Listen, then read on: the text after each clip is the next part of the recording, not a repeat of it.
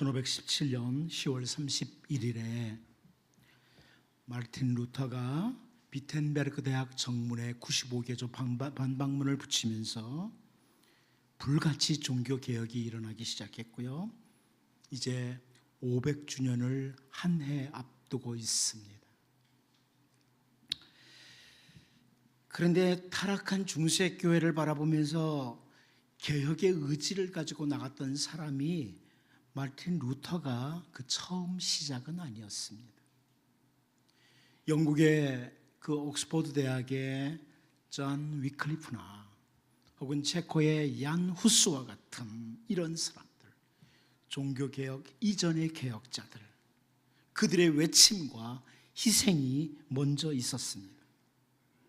오늘 우리가 살고 있는 이 시대에 마치 루터 이전에 위클리프나 후스와 같은 이런 같은 동일한 생각을 가진 사람들에 의해서 곳곳에서 개혁이 다시 일어나야 된다, 종교개혁이 다시 일어나야 된다, 이렇게 외쳐지고 있습니다. 오늘 본문의 앞부분 창세기 34장의 내용을 우리가 잘 압니다. 바단 아람에서 세겜으로 돌아온 야곱의 가정에 깊은 어두움이 찾아왔습니다. 야곱의 딸 디나가 세겜에 살고 있는 그 여자들, 딸들은 어떻게 사는지 보려고 구경 나갔다가 그 세겜의 추장에게 강간을 당합니다. 이 일로 화가 난 야곱의 아들들이 그 세겜 사람들로 하여금 할례를 다 받도록 하고 제3일째 되는 날 그들이 아직 아파할 때에 그 야곱의 아들들 가운데 시므온과 레위가 칼을 가지고 그들을 기습해서 세겜에 있는 모든 남자를 다 죽입니다. 그리고 그들이 가진 재산도 노력해 가지고 옵니다. 자, 이때의 상황에 대해서 야곱이 창세기 34장 30절에서 이렇게 표현을 합니다. 야곱이 시므온과 레위에게 이르되 너희가 내게 화를 끼쳐 나로 하여금 이 땅의 주민 곧 가나안 족속과 브리스 족속에게 악취를 내게 하였도다. 나는 수가 적은즉 그들이 모여 나를 치고 나를 죽이리니 그러면 나와 내 집이 멸망하리라. 이런 표현을 합니다. 한마디로 상당히 어두운 상태라는 거였죠. 어려운 상태를 맞이했다는 겁니다. 위기를 맞이했다는 겁니다. 이 30절 말씀을 우리 한글 번역 중에 새번역 성경으로 보면 조금 더 이해가 쉽습니다. 새번역 성경이 이렇게 번역을 했어요. 일이 이쯤 되니 야곱이 시므온과 레위를 나무랐다. 너희는 나를 오히려 더 어렵게 만들었다. 이제 가나안 사람이나 브리스 사람이나 이 땅에 사는 모든 사람이 나를 사귀지도 못할 추한 인간이라고 여길 게 아니냐. 우리는 수가 적은데 그들이 합세해서 나를 치고 나를 죽이면 나와 나의 집안이 다 몰살당할 수밖에 없지 않느냐. 저 사귀지도 못할 인간, 그 가나안 사람들이 야곱을 저 사귀지도 못할 인간이라고 이렇게 취급할 수밖에 없는 상황. 그 지역 사람들이 힘을 모아서 공격을 해도 당할 수밖에 없는 상황. 이런 상황이 된 거예요. 야곱의 가정이 참 어두움을 맞이했습니다. 이런 어두움 말고도 사실 야곱의 아내들 혹은 야곱의 자녀들은요, 바단 아람에 태어나서 그곳에서 계속 있다가 이 약속의 땅으로 오면서 그들의 모습을 보면은 하나님의 백성이라고 하기에는 상당히 거리가 먼 그런 부분들이 많이 있습니다.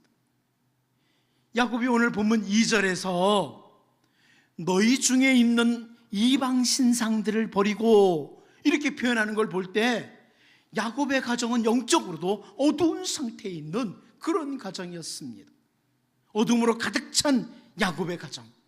한마디로 말하면 현실적으로나 혹은 영적으로나 개혁이 필요한, 뭔가 새로움이 필요한 이런 상태에 있었다는 말씀입니다. 저는 오늘 종교개혁 주의를 맞으면서 우리 한국교회 개혁돼야 된다, 동의합니다. 하지만 조국 교회를 바라보기 이전에 특별히 나 자신, 그리고 우리 가정, 여기서부터, 그리고 우리 교회부터 하나님의 말씀을 따라 개혁해야 된다. 이것이 개혁주의를 올바로 맞이하는 모습이다. 이런 말씀을 드리려고 합니다. 우리 한국교회 이렇게 썩었어, 이런 것들을 말하기 전에 오늘 본문을 통해서 야곱이 자기의 가정을 개혁해 나가는 모습을 보면서 이곳에 있는 우리가 나 자신부터, 그리고 우리 가정부터 하나님의 말씀을 따라 하나님의 백성의 가정으로 개혁해 나가는, 정말 종교개혁주의를 잘 맞이하는 우리와 우리 교회, 우리 가정 될 수 있기를 원합니다. 첫 번째로 저는 오늘 본문에서 하나님의 개혁 기대를 보게 됩니다. 하나님의 개혁 기대라. 야곱이 자기 아들들, 특별히 시몬과 레위를 책망을 하죠. 그랬을 때 야곱의 아들들이 자기들의 잘못을 시인하는 것보다는 창세기 34장 31절에서 뭐라고 항변을 하냐면, 그들이 이르되 그가 우리 누이를 창녀같이 대우함이 옳으니까, 이렇게 항변을 합니다. 야곱의 잘못 지적과 아들들의 우리는 잘못한 거 없다, 당연히 할 일 했다는 이런 태도죠. 그런데 우리 오늘 본문 1절을 다 같이 한번 읽어보도록 하겠습니다. 본문 1절을 같이 봅니다. 시작. 하나님이 야곱에게 이르시되 일어나 베델로 올라가서 거기 거주하며 네가 내 형 에사의 낯을 피하여 도망하던 때에 네게 나타났던 하나님께 거기서 제단을 쌓으라 하신지라. 아멘. 오늘 본문 1절을 히브리어 성경으로 보면요, 그 시작이 어떻게 되냐면 그러자 하나님께서 말씀하셨다, 이렇게 됩니다. 그러자 하나님께서 말씀하셨다.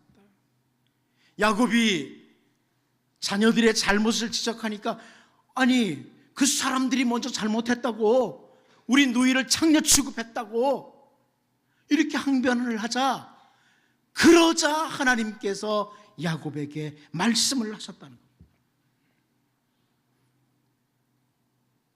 당면한 현실 앞에서 전혀 앞길이 보이지 않는 그 상황에서, 그 야곱의 상황 가운데 하나님이 개입을 하신, 하나님의 개입이에요.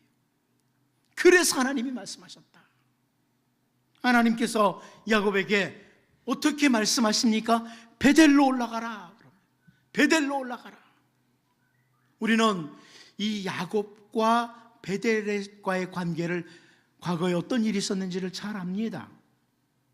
야곱의 형인 그 에서가 아버지께 받을 자기의 축복을 야곱이 가로챘다. 그래서 야곱을 죽이려고 칼을 갑니다. 그래서 어머니의 권유를 따라서 외삼촌의 집으로 형의 분노가 풀리기까지 피해 있겠다고 가는 길이었습니다. 야곱의 어머니는 한 며칠이면 될 거라고 생각했어요. 며칠이면 형 에서의 분노가 풀리지 않겠나, 며칠만 가 있다 오거라 그랬습니다. 그런데 그 피난 가는 길에, 도망가는 길에 그 베델이라는 지역에서 야곱이 하나님을 만납니다. 하나님의 약속도 받았습니다. 그래서 야곱이 그 땅 이름을, 원래는 루스인데 벳엘이라고, 베이트엘, 하나님의 집이라고, 하나님을 만난 곳이라고 이렇게 이름을 합니다. 그런데 형의 분노가 잘 안 풀리죠. 20년이 지났습니다. 20년이 지난 상태에서 이제 하나님 지시를 따라 왔는데, 오늘 본문에서 하나님께서 그 베델로 올라가라고 하시는 거예요. 그 베델로 올라가라. 이 하나님의 말씀은요, 야곱에게 이제 다시 새롭게 시작하자, 야곱아 다시 시작하자, 다시 새롭게 시작하자, 이런 요구이기도 합니다.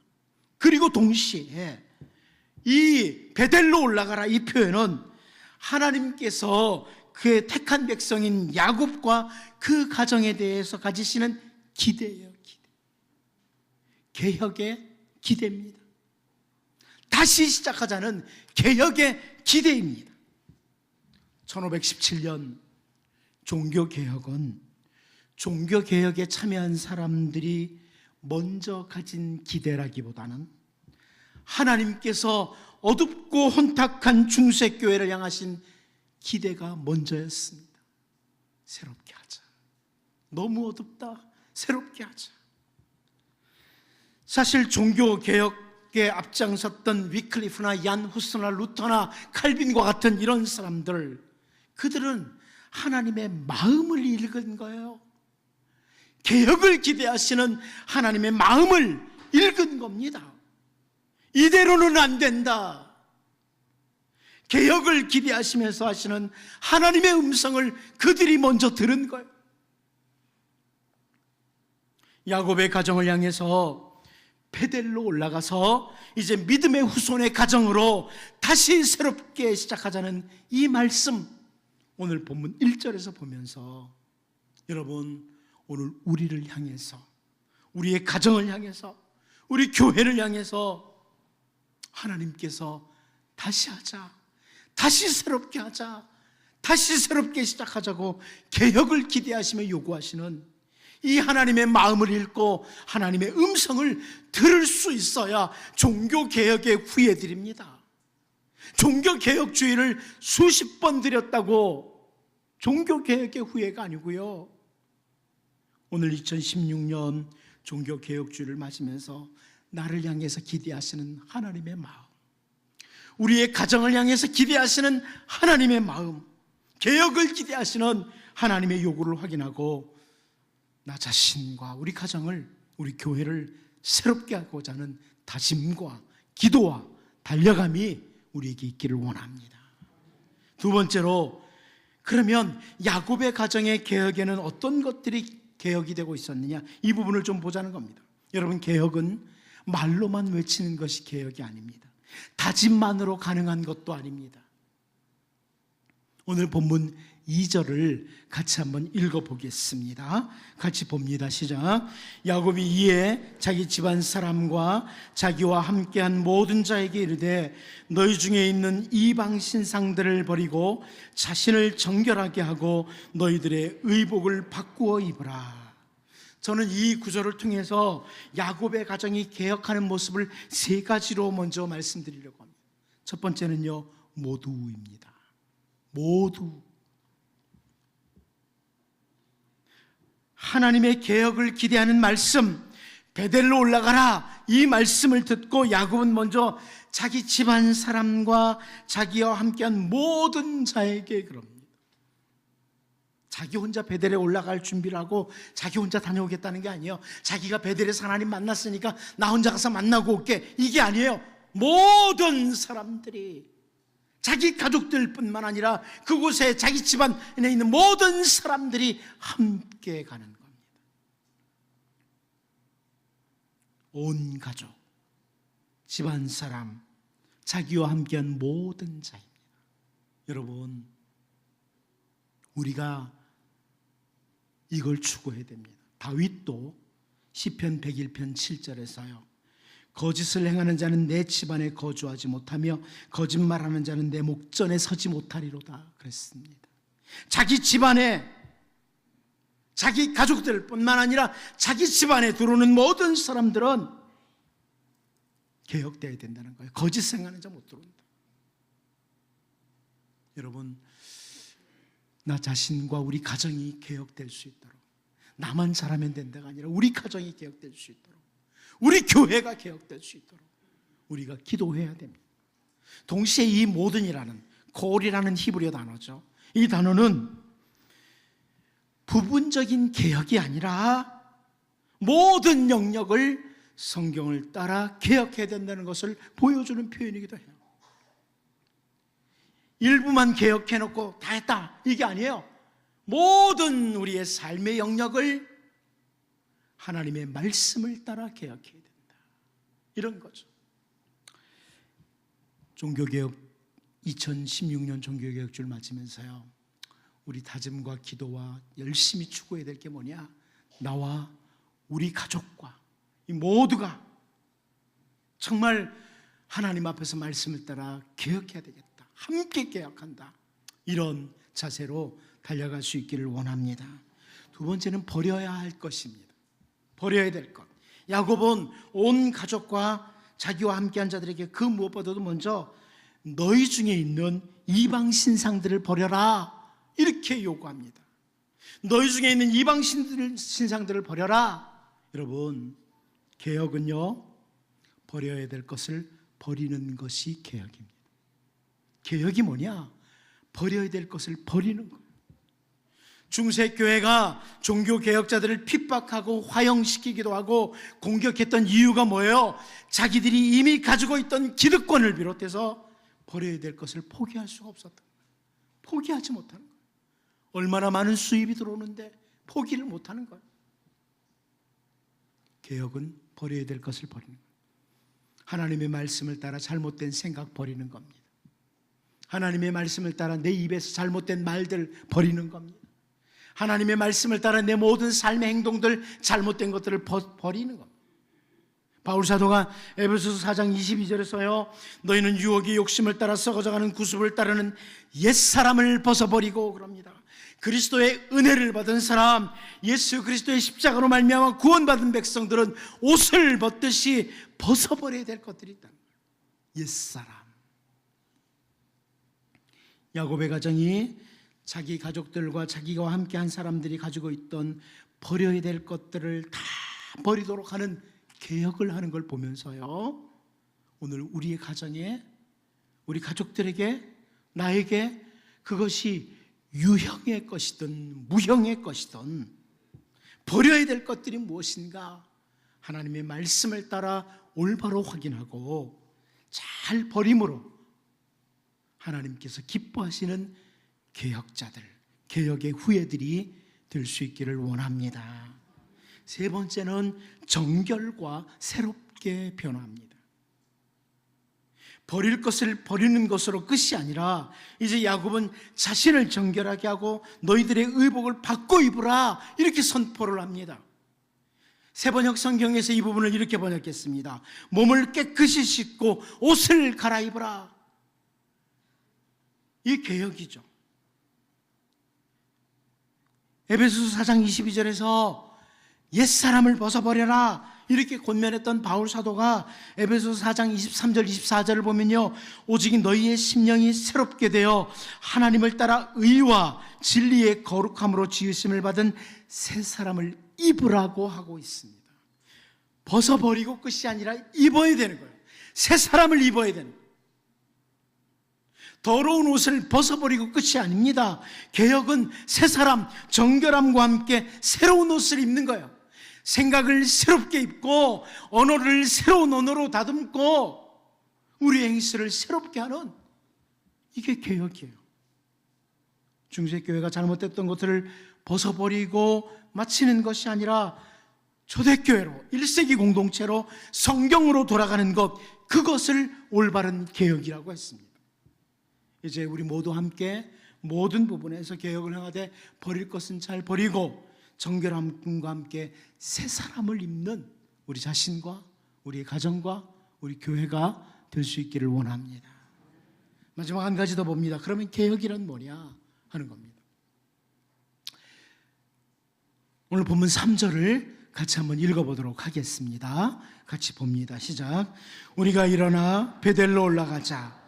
내 환난 날에 내게 응답하시며 내가 가는 길에서 나와 함께 하신 하나님께 내가 거기서 제단을 쌓으려 하노라 하매. 저는 여기서 야곱이 하는 말을 통해서 개혁이란 무엇인지를 이렇게 정리하고 싶습니다. 개혁이란 하나님께로 가는 것입니다. 베델에서 만나주시고 약속해 주셨던 그 하나님께로 가는 것, 그리고 그 하나님께 진정한 예배자로 서는 것이 개혁입니다. 최고의 권위는 교회의 전통이 아니라 솔라 스크립투라, 오직 성경으로, 인간의 어떤 공로로 구원을 받는 것이 아니라 솔라 그라티아, 오직 은혜로 구원을, 교황도 그 어떤 사제도 아니라 솔루스 크리스투스, 오직 예수 그리스도로, 자신의 선행이나 행위가 아니라 솔라 피데, 오직 믿음으로. 성도의 모든 삶은 자기 자신이나 인간의 영광을 위하지 않고 솔리 데오 글로리아, 오직 하나님께 영광을 돌린다는 이 종교개혁의 5대 정신은 결국 하나님께로 가자는 겁니다. 하나님께로 가자. 이 종교개혁의 5대 정신은 하나님께로 가자는 거예요. 인간이 아니고 그 어떤 인간도 아니고 하나님께로 가자, 이런 말씀입니다. 베델이라는 땅으로 올라가는 것 자체가 개혁이 아니에요. 사람들이 만들어 놓은 거창한 성전에 간다고 개혁이 되는 게 아니에요. 예배당에 온다고 개혁되는 것 아니고 어떤 특별한 장소에 간다고 개혁되는 게 아니에요. 개혁은 하나님께로 나아가는 겁니다. 오직 성경으로, 오직 은혜로, 오직 예수 그리스도로, 오직 믿음으로, 오직 하나님께 영광을, 하나님께로 가는 것, 그것이 바로 개혁입니다. 올바른 예배자로 서는 것, 그것이 개혁입니다.